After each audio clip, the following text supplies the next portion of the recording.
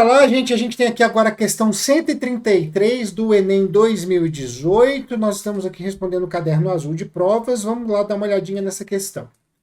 Insetos podem apresentar três tipos de desenvolvimento. Um deles, a holometabolia, desenvolvimento completo, é constituído pelas fases de ovo, larva, pupa e adulto sexualmente maduro, que ocupam diversos habitats. Os insetos com holometabolia pertencem às ordens mais numerosas em termos de espécies conhecidas. Esse tipo de desenvolvimento está relacionado ao maior número de espécies em razão da a. Proteção na fase de pupa, favorecendo a sobrevivência dos adultos férteis.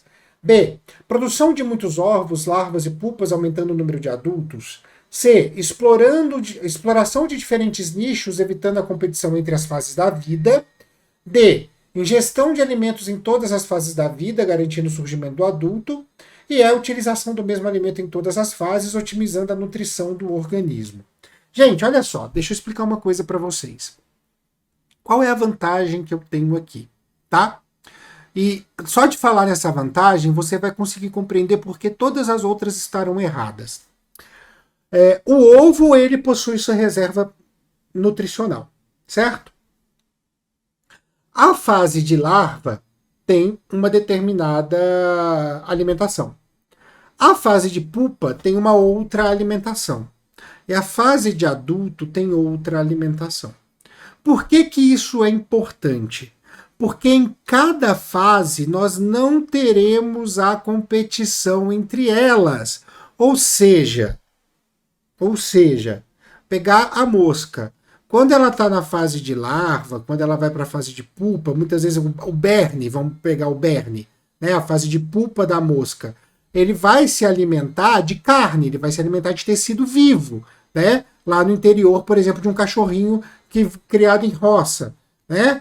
Ele não vai comer a mesma coisa que a fase adulta vai estar comendo, que é a matéria orgânica em decomposição. Vocês entendem? Então não há competição. Eu tenho um nicho ecológico ocupado por cada uma dessas fases.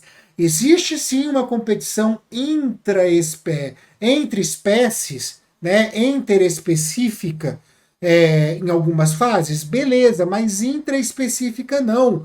Por que que isso é importante? Porque dessa maneira eu consigo fazer com que os ovos se desenvolvam em larva, se desenvolvam em pupa e se desenvolvam em adulto, sem que eu tenha cada uma dessas fases brigando pelo mesmo recurso. Isso é muito vantajoso.